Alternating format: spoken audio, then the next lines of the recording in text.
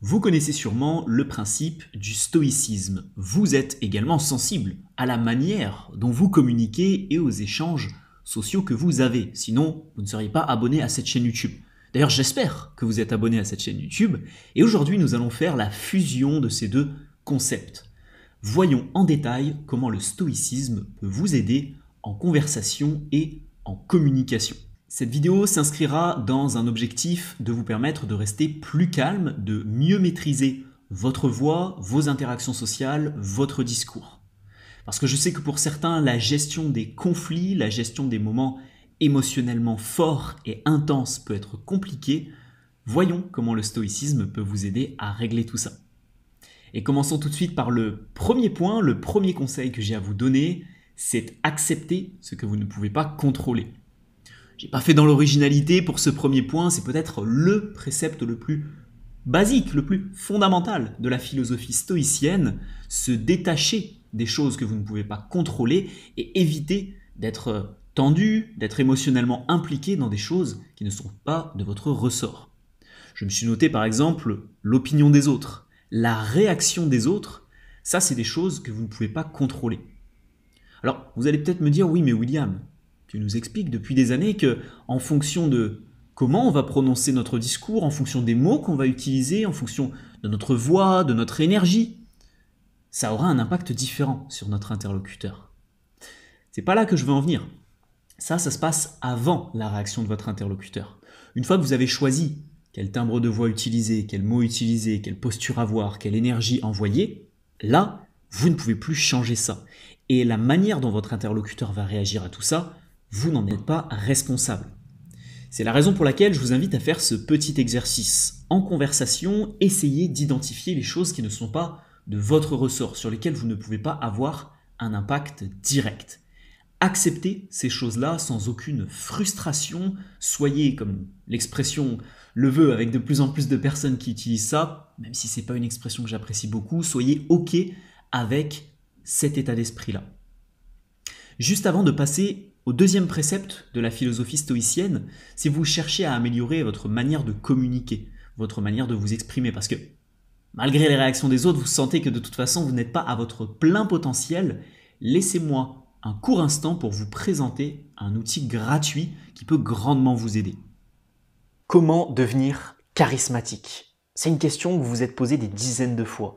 C'est peut-être une question que vous avez posée à Google et vous êtes tombé sur une vidéo, un article, sur beaucoup de contenu, et c'est le problème.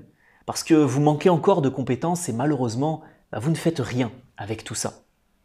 Mais si je vous disais qu'aujourd'hui, il existe une méthode simple, un protocole concret à mettre en place et qui a permis à des jeunes, des personnes qui étaient timides, des personnes qui manquaient d'éloquence, de muscler leur rhétorique et de se faire respecter en société. Et vous pouvez aussi faire partie de ces personnes-là. J'ai créé la formation Master Communicant pour vous aider.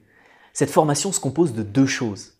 Une vidéo avec des exercices simples et efficaces et un bilan diagnostic pour analyser votre charisme, votre personnalité, votre singularité. Parce que c'est en une analyse concrète et personnalisée qu'on pourra vraiment faire des miracles sur votre personnalité. Et si vous voulez rejoindre cette formation exclusive et gratuite, vous trouverez autour de cette vidéo un bouton, vous cliquez dessus, vous rentrez les informations sur mon site et vous aurez accès instantanément à toutes les ressources de cette formation. Croyez-moi, cette formation, ce n'est pas une formation pour apprendre des choses. Oui, vous allez apprendre des choses, mais vous allez avoir l'opportunité de changer votre vie et de changer à tout jamais votre communication. Saisissez cette opportunité, parce que je ne sais pas si cette publicité, vous la reverrez dans les prochains jours. Cliquez dès maintenant sur le bouton autour de cette vidéo et on se retrouve tout de suite dans Master Communicant. Le deuxième élément pratique du stoïcisme que vous pouvez utiliser en conversation, c'est la gestion et l'équilibre entre la gestion interne et la gestion externe. Bien souvent, on va se concentrer sur des choses et des facteurs externes à la conversation, sur la posture de quelqu'un, sur ce qu'il va pouvoir dire, les mots, c'est des notions extérieures, sur l'environnement. Mais moi, je vous invite à vous recentrer aussi sur l'équilibre interne que vous avez, sur les émotions que vous allez pouvoir ressentir, sur les choses qui vont vous traverser lors d'une conversation.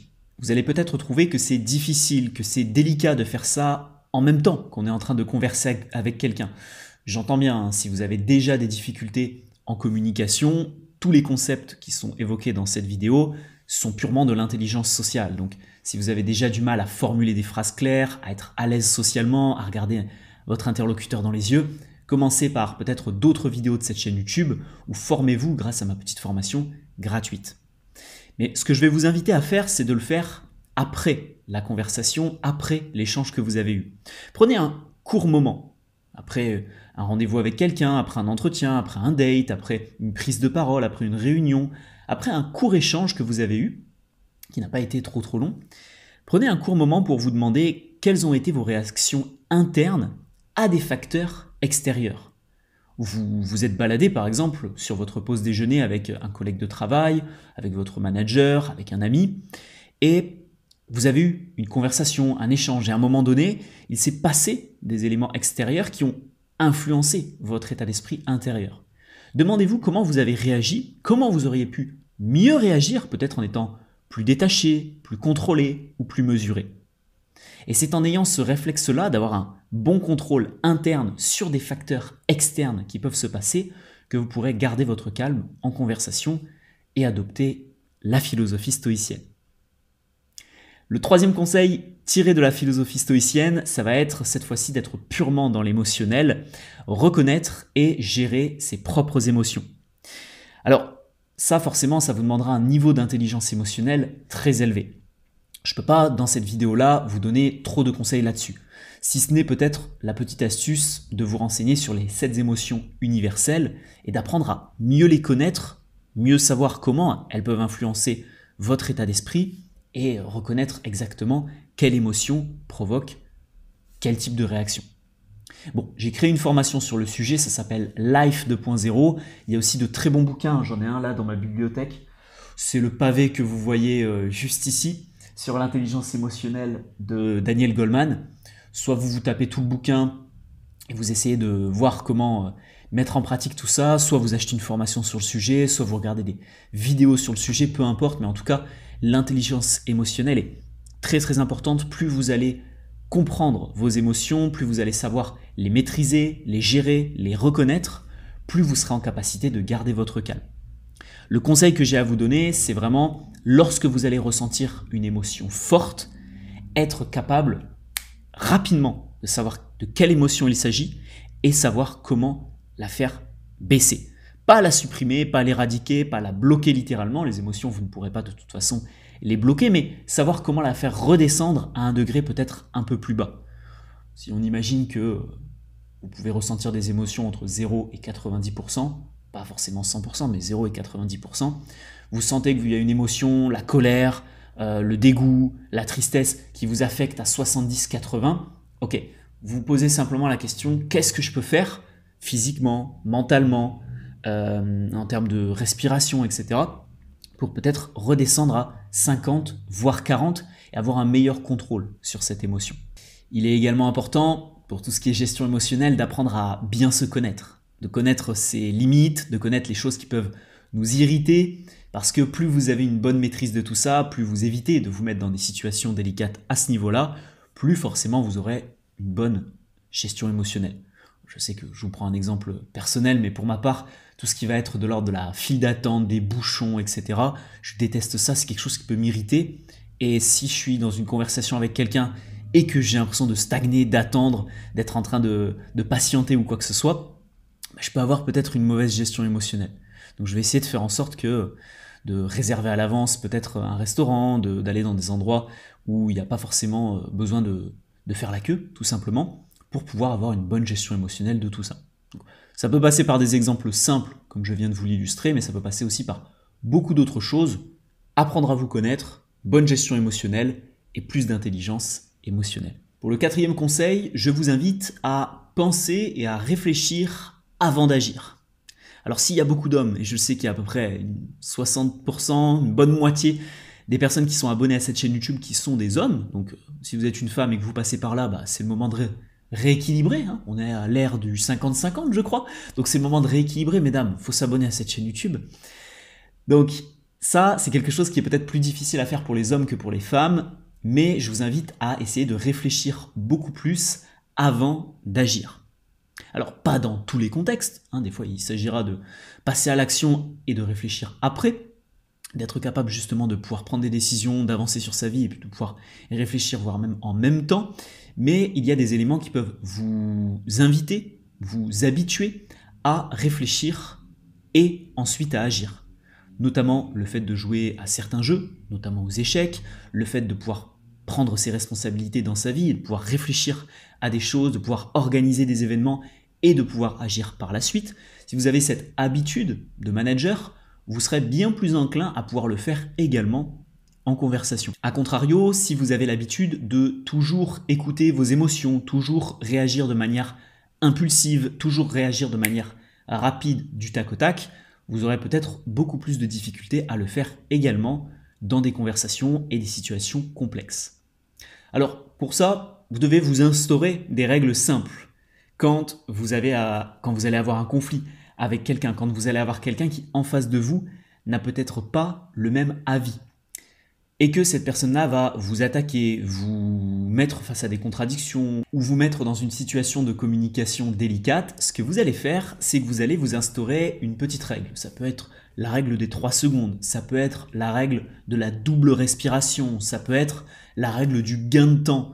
Là, je vous ai donné 3 règles qui peuvent être intéressantes. La double respiration, vous prenez 2 grandes inspirations et 2 grandes expirations avant de lui répondre. La règle des 3 secondes, vous attendez 3 secondes avant de formuler une réponse et vous répondez surtout pas du tac au tac. Même si vous avez besoin d'une phrase de répartie, même si vous avez besoin d'une petite pique ou d'une punchline, vous pouvez quand même attendre 3 secondes. Ça ne cassera pas l'effet de cette dernière. Et puis vous pouvez aussi utiliser la technique du gain de temps. Admettons que vous me mettiez face à... Qu'est-ce que ça pourrait être comme contradiction ou comme petite pique à l'heure où je vous tourne cette vidéo, il y a quelqu'un qui m'a fait une remarque parce que sur un des titres de l'une de mes dernières vidéos, j'avais oublié en tapant sur mon clavier, qui est d'ailleurs un petit peu vieux, mon Mac est un peu vieux, j'avais oublié une lettre. Donc c'était même pas une faute d'orthographe, c'était juste une faute de frappe, et donc du coup je l'avais pas forcément vu le nombre de vidéos que j'envoie sur YouTube pour vous.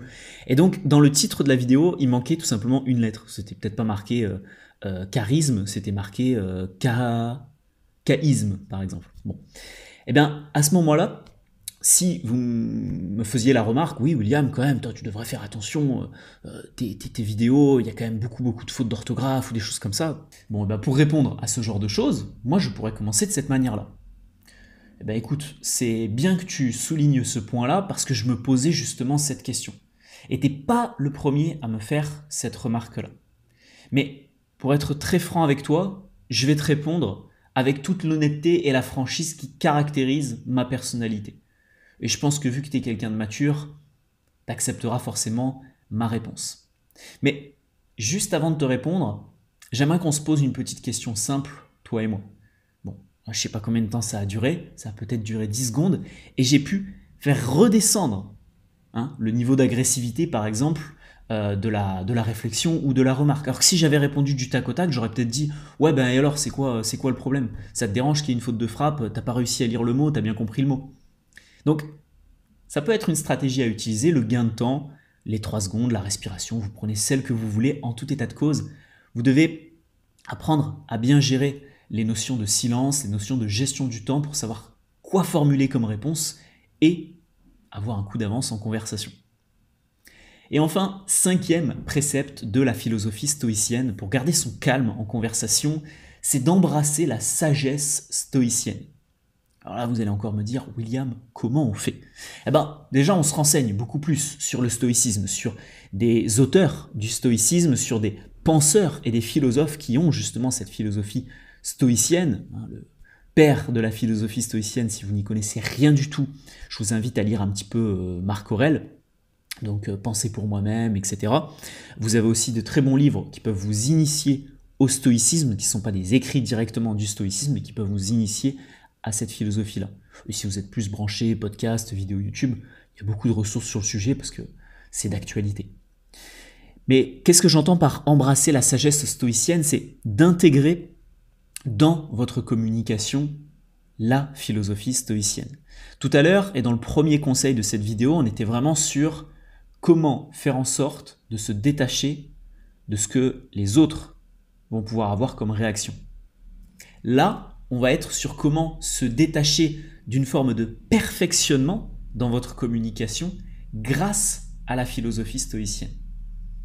Et si vous voulez que je fasse vraiment très très simple et clair sur ce point, c'est ne soyez pas dans la perfection, dites les choses comme elles vous viennent à l'esprit, en ayant bien sûr un petit travail d'éloquence, de rhétorique et de réflexion, mais faites en sorte de pouvoir exprimer ce que vous voulez exprimer sans forcément être en permanence en train de réfléchir à quelle est la meilleure manière de l'exprimer. Le stoïcisme, c'est aussi la recherche de l'évolution, c'est aussi la recherche de l'apprentissage. C'est une philosophie assez noble et assez intéressante à ce niveau-là.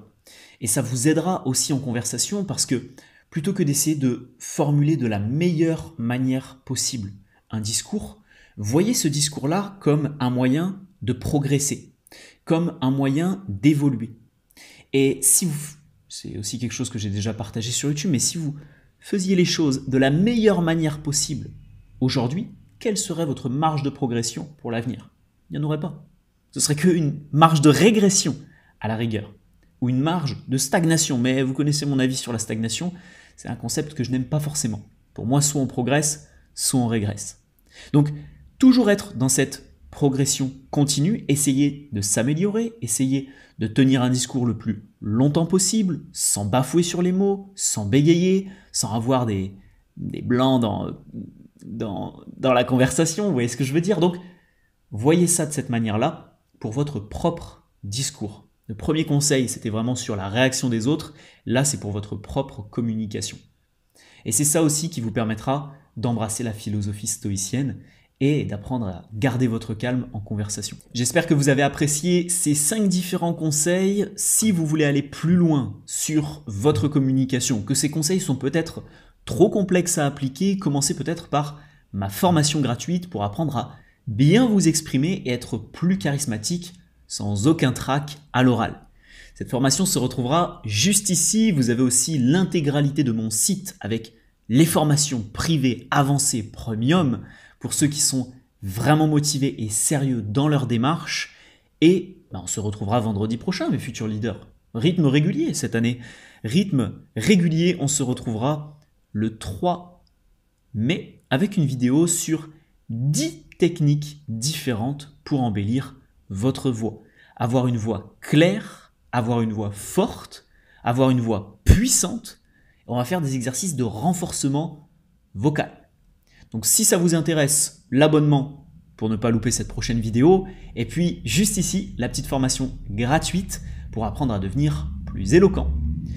Si vous avez d'autres conseils et que vous êtes un mordu de stoïcisme, parce que je sais que c'est vraiment une philosophie qui est à la mode, il y a beaucoup de vidéos YouTube sur le sujet, n'hésitez pas à partager d'autres conseils, parce que moi je n'ai pas lu forcément beaucoup de livres sur le stoïcisme, je suis plus branché philosophie, roman à ce niveau-là, ou développement personnel, mais ça c'était plus il y a de ça 2-3 ans. Donc si vous avez d'autres conseils à partager sur le sujet, envoyez-les dans les commentaires de cette vidéo, et je vous dis à vendredi prochain. Ciao ciao.